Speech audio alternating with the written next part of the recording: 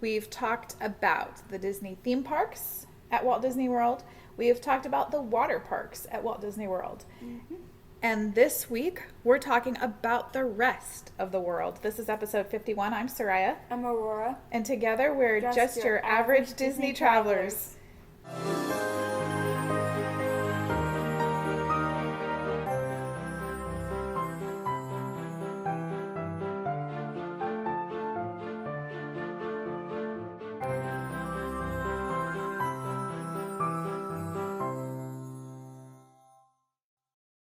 Before we get to this week's topic, we do have an announcement to make about Genie, Disney Genie and Disney Genie Plus and the lightning lanes and all of that. It will be going live in Walt Disney World this week, starting on Tuesday, October 19th. This is only for Walt Disney World. Disneyland, we still don't have a start date, at least not at the time of this recording, but we are expecting that shouldn't be too far after, maybe a couple of weeks or so. We're not sure. So we're watching for that, and we will give updates. In fact, we have been given a lot more information about what to expect. Of course, now with Disney World starting up right around the corner in a couple of days, we do have a lot more information, but it's too much to share really quickly right now before this episode. So we're going to hold on to that. Next week, we're going to do a whole episode all about Disney Genie, Disney Genie Plus, all of that, the lightning lanes, the individual attraction selections, pricing, all of that. So stay tuned for that for next week. But for now, let's get to our topic. I feel like we need to say a disclaimer. All the things we're going to talk about this week, this episode, we have very little experience with.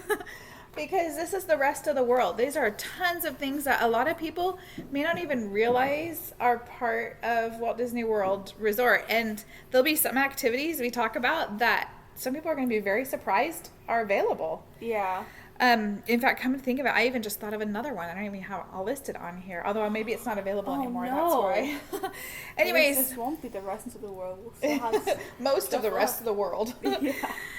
Okay, so the ones that we do have some experience with are Disney Springs and Boardwalk, because those are their shopping, entertainment districts. And even those, though, we really don't have a ton of experience with. I think when we go to Disney World, we really are park people, or if I'm not going to be at the park, I want to enjoy the resorts. And it's either our resort or even going and looking at other resorts. Yeah. So there aren't as many things that we do that are going to be like on this list. However, especially as we were doing kind of the research on this, there are some I would be happy to do. Yeah.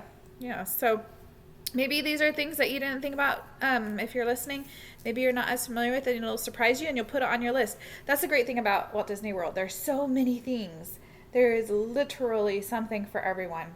I can't imagine anyone going to Walt Disney World and not being able to find some activity that they enjoy. Yeah. Even if it's one of these things that's not even in a park. Yeah. Right?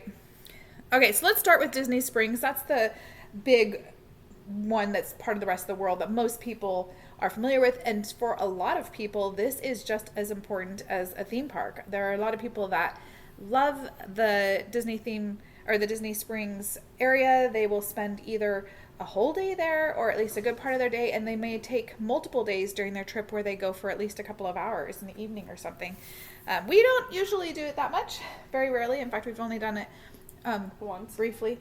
Well, Disney Springs, I think as a family, we've only gone once. It was for maybe not even a full half day. Yeah. But before it was Disney Springs, it used to be Downtown Disney. Much bigger than the Downtown Disney at Disneyland. But we've been there a couple of times. But again, still, and there was activity. They had some activities at that. They don't have any more that we went to on that specifically. But really, like I said, I mean, if I'm at Disney World, if I'm not in the parks, I really enjoy the resort. Yep. The hotels. Okay, but Disney Springs, it's a themed retail, dining, and entertainment center inspired by Florida's charming waterfront towns, historic architecture, and natural beauty. There are 4 distinct neighborhoods. There's the Landing, Marketplace, West Side, and Town Center, and they're all built around springs, bubbling springs. Disney Springs is home to 100 shops ranging from Disney-themed shops to noteworthy brands, including the newly expanded World of Disney store, which is the largest Disney character store in the world. And that is the one reason why I would want to go to Disney Springs. Yeah. Is I do like shopping at World of Disney, but even though it's the biggest, especially now that they've expanded it, there's a World of Disney at Disneyland's downtown Disney, and it's a lot easier to get there. And so again, I'll pass at Disney World. I mean, if we're gonna be there, then if we're gonna go to the Disney Springs, then I absolutely go to the store. Yeah. But I don't necessarily go to Disney Springs just to go to that store. All right, what else is down in Disney Springs? With 63 dining locations, you can go like on a culinary journey. Like there's world-class restaurants, and then there's just casual places to eat, and just many things. Yeah, including the hottest thing right now is Gideon's Bakery. Have you heard about that? Nope. It's a new bakery that has lots of things, but they're apparently what I hear the most about are their cookies. And their cookies they're like $6 for a cookie, which sounds like a lot, but they're huge. And we have bakeries here, like cookie shops here, that are good $5 or $6 or so for cookies that are a lot smaller. And so honestly, we could probably get a cookie and share it as a family, and $6 is not a lot for that. Yeah. And so I could see us, if we were down there, definitely hitting that up. But what you need to know is they have a virtual waiting line, like a virtual queue. And here's the deal. It's like a 3 or 4 hour long wait. Oh, dang. Yeah, so you have to get yourself into that virtual line. I think you have to be in Disney Springs to qualify to get in that line. And then as soon as you're in that line, you then are still going to have to wait a few hours. So you want to do all of your shopping, maybe go out to a restaurant for dinner. You want to do whatever you're doing, and then you'll get called to say, oh, you can come and now get in the actual physical line inside the store, which is not that long, and get whatever items you want. Isn't that crazy? Yeah. It's super duper popular right now. Dang. Yeah. All right, so what else? There are 22 attractions. There are family activities, live entertainment, and then some late night fun for adults. That you would not be eligible to attend. Nope, I am not an adult. You are not an adult.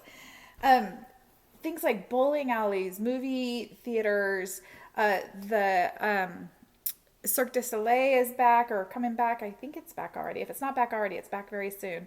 They have what used to be called the Characters in Flight, and they don't call it that now, but they still have the same idea where it's a huge helium balloon that takes you up. Can't remember how many, like 400 feet or something. Anyways, some fun activities that are cool. But we just don't. I mean, I don't want to be negative on Disney Springs at all, because I think it's a really cool place for a lot of people. For me, none of it's like, very little of it is super exclusive to it's not a necessary Disney, part of my Disney trip. Yeah. It's like I can go to a movie theater anywhere. I can go to a bowling alley anywhere. If I want to go on a hot air balloon, I can go on a hot air balloon ride. It's like, so for me, cool stuff. But if I've gone to Disney, I want to be at Disney. Yeah. Yeah. But it is cool. It's a good opportunity for people who really enjoy this. If this is what floats your boat, you can do some awesome shopping. But there's stores great stores. Stores that you can find other places as well, but there are a lot of options. If you love a good, great outdoor shopping area, this is totally a great space. Yeah. All right, so the other area was Disney's Boardwalk. Yep, it is a quarter-mile promenade. Yeah, sure. Yeah, okay. Of exquisite dining, unique shops, and exciting nightlife. Stroll along the water's edge, play afternoon midway games, and discover evening street performers. There are evoking turn-of-the-century boardwalks in such a coastal cities as Coney Island and Atlantic City. Disney's Boardwalk is a short walk to Epcot and a breezy boat ride to Disney's Hollywood Studios. Yes. So we've been there too. Not our most recent trip. The trip that we took as a family. Yes. We walked from, I can't even remember which direction we were going. I think we were at Hollywood Studios and walked to Epcot. Yeah. But I think that is what we did, and we took the boat from Epcot back to Hollywood Studios for later. But anyhow, we walked along the boardwalk there, and it is cute and fun. It's a totally different, first of all, much smaller scale than Disney Springs. Yes. Extremely much smaller, not even comparable. But it's cute and quaint, and it's a totally different atmosphere, really laid back, not as much shopping and dining and all that, but it has a little bit of all of that. And so that's fun. You can ride, like, you can get those, oh gosh, what do they call them, where they have it's the bicycles, but it's like like you have the cart, basically it's for 4 people, and you all are supposed to be pedaling, but usually it's like always the dad pedaling. And but anyways, can't even remember what those are called now, dang it. But you could do those, and anyways, fun stuff. Okay, so those are the 2 things on our list today that we actually have done and been to. Everything else, to be perfectly honest, we haven't at all. But that's okay. There's still fun ideas, and some of these are ones I would like to. So the first one, ESPN Wide World of Sports Complex. This, I think most of the time, people are really only ever going there if you're actually involved with some sort of a sports or active competition or training or something, or if you're a spectator at an event.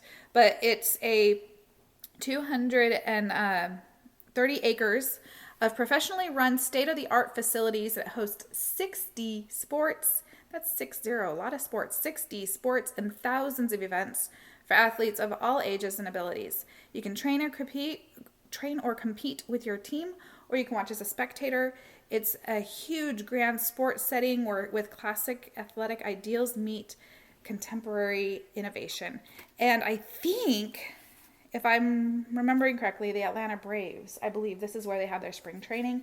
There might even, I don't know anything about sports. Do more than one teams train at the same place at the same time? Probably not, but I don't know. Maybe they do. I believe during COVID, Disney had opened up to, I want to say, the basketball NBA to come and do some of their either training or games or something there. Anyways, you can sometimes get some big major league type sporting events there, but often what you see here are cheering competitions and soccer tournaments and all those kinds of things. So anytime you see kids groups, sports, youth sports especially, of any type, that's often where they're doing it, when they're invited to go to Disney, and that's where that'll take place. So that's fun.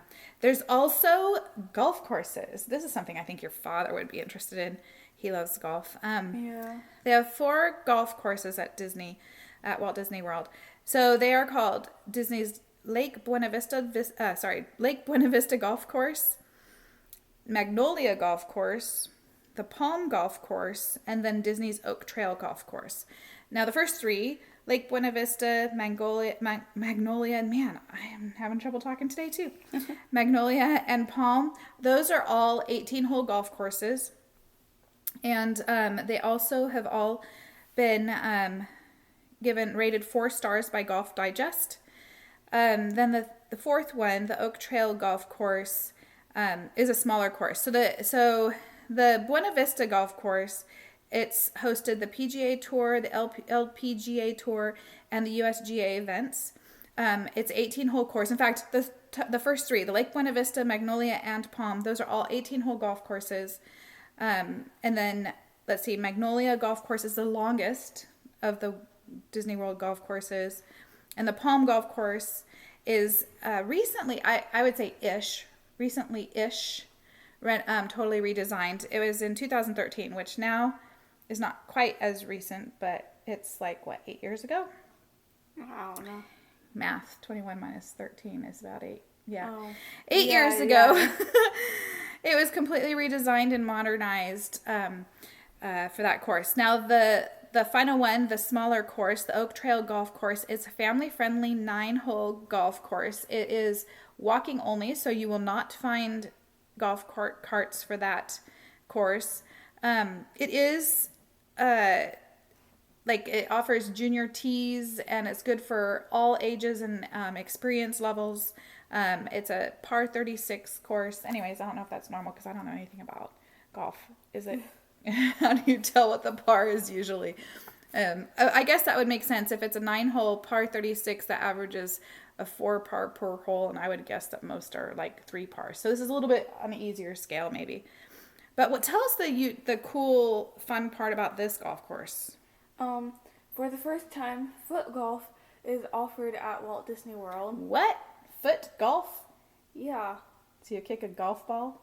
Nope, you will kick a soccer ball. Oh. And the holes are about 21 inches in diameter. That sounds kind of fun. Yeah. Do you think you'd like that? Possibly. I think I'd probably like that better than golf. I'll definitely like it better than golf. Yeah. I'll definitely like it better. But I don't know if I would really enjoy it. I'm not very a sportsy person. Well, when you were younger, you liked soccer. When you were little. And I still kind of do. Yeah. Anyways, I think that's a fun idea. Yeah. Anyways, cool. If you're looking to elevate your game, you can book golf lessons with a PGA professional. Lessons include a 45-minute session with private instruction, video analysis when appropriate, plus golf club rental and shoe rental. Cool. So all of these prices may vary. Yeah. So we don't have all of those listed. For some of these activities coming up, we do have prices that are a little bit more set. So, for instance, the miniature golf courses. So if golf, like real adult golf, like grown-up, real people, talented golf, i.e. not me, those are your options. However, the miniature golf, which is a little bit more my range, and even then, not so good at it, but it's a lot more fun for me. They have miniature golf courses, and they have 2 different parks, but each one has two different courses. So technically, there's like 4 different courses at Walt Disney World. The prices on these are $14 for an adult and $12 per child. And remember, children at Disneyland are ages 3 through 9. So if you're 10 or older, you're priced as an adult.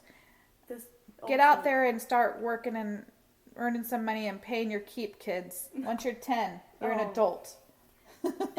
I'm assuming when you meant Disneyland, you meant like sorry. Disney in general. Yeah. I default to Disneyland so many times. We're talking about Disney World, but in truth, all through Disney's like universe, if you're 10 and older, you're priced as an adult.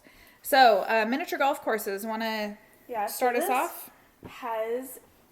So the Winter Summerland miniature golf course is pretty different because it actually has a very interesting story. Oh yeah, would what's it be the story? A legend or? I guess maybe it's now a Disney legend. I don't know. What do you call it? I don't know. It's what you said for the water parks. I know it's along the same lines. Tell us about it. What's this legend? Well, is it story time? Story time with Aurora? Well, the story is that Santa designed it. Late one Christmas Eve, as Santa was flying back to the North Pole, he discovered snow in Florida. For once. Again, just like Blizzard Beach. Yeah. He decided this would be the perfect place to find a vacation destination for his off-duty elves.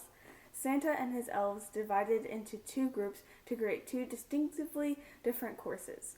Those who loved winter designed a snow course, and those who loved summer designed a sand course. Awesome. Okay, so for the summer course, you're going to have fun in the sun. There's going to be surfboards, sand castles, ornaments hanging from palm trees. And as you putt around, there's peppermint striped inner tubes, snapping clamshells, and a melting snowman. But be sure not to wake sleeping Santa who's buried in the sand. Oof. All right. So the winter course, though, you're going to putt your way through the North Pole. And you want to, this time, watch out for the squirty snowman who sprays water at golfers when golf balls pass beneath him. There's obstacles like giant peppermints, hockey sticks, and the drawbridge of a fantastical melting castle. If it's melting, it's probably not as fantastical. You would think. All of it's just going away. Yeah. Both courses combine for the last holes, and after the 18th hole, golfers receive a special message from Santa courtesy of the winter net. That'd be fun.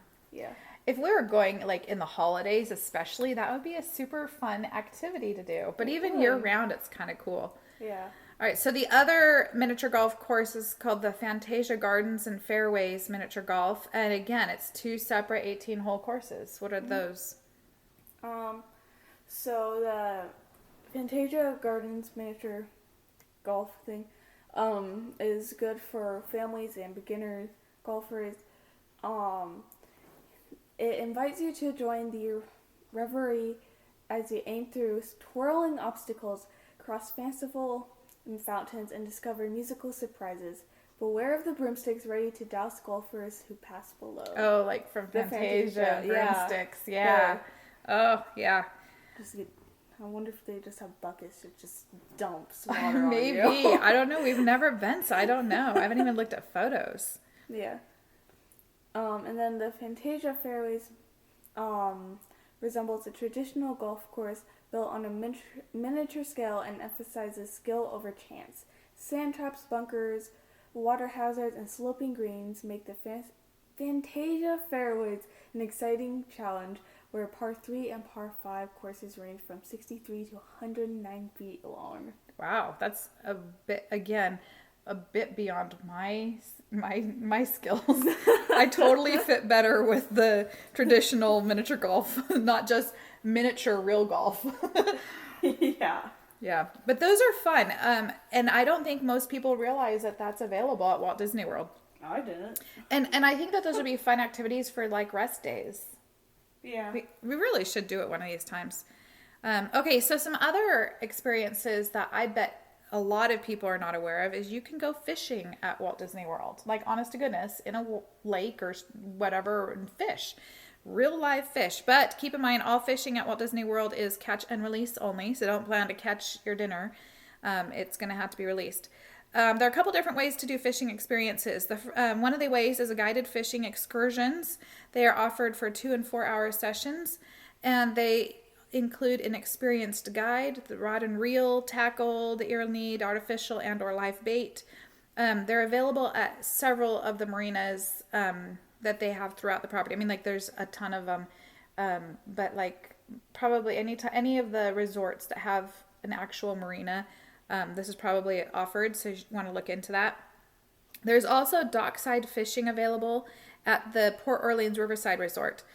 In this case, the casting rod fishing gear can be rented from, it's called Fish and Hole at Old Man Island there at the resort. So, yeah, you can go fishing if that's your idea of a good relaxing activity. Yeah. Then you can have some archery experience. So this is at Disney's Fort Wilderness Resort for ages 7 years and older. It includes training from an archery guide for about $45 per person. Most of the 75-minute session is dedicated to firing at ranged targets. Class sizes are limited to 10 people each and allows for each marksman to receive personalized advice from the guides. That does sound pretty cool. I think that's definitely something I would like. Yeah. I definitely like that one. I could totally see you doing that one. Yeah. And also in that area, what's another? Also at this resort, there's horseback riding and pony rides. Yes,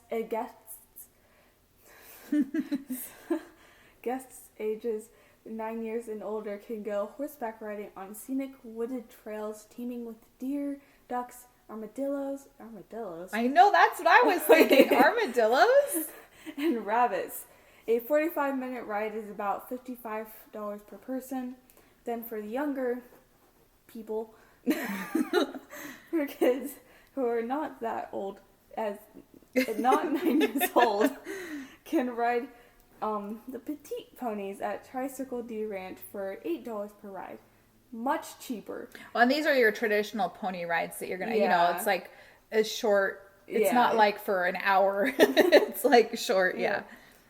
But afterwards, they might even get to see Cinderella's ponies. Yeah, and fun for them. And we haven't done the horse or pony rides, but we have gone to Tricycle D Ranch, where anyone can go. You don't have to actually have reservations or anything to do the rides, but you can go to the Tricycle D Ranch stables and check out the horses, and we have done that before.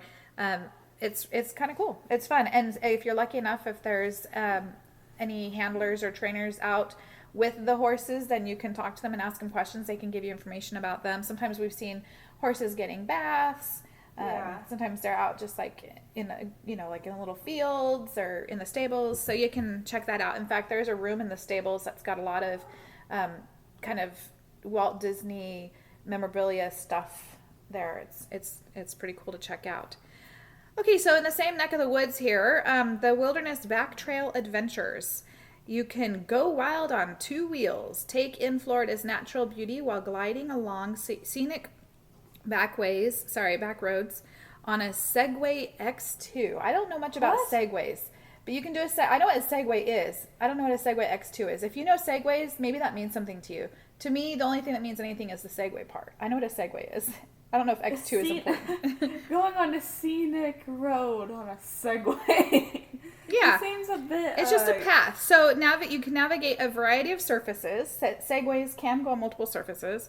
From paved pathways to woodland trails. It just seems like it would just clash just a tiny bit. I know, it doesn't, go on a woodland, on your scenic Segway. Walk. Yeah, on a Segway. But you could, and they do. So it's a 2-hour circuit, making stops at Disney's Wilderness Lodge, the stables at Tri-Circle D Ranch, and then Bay Lake. And the cost for this one is $90 per person.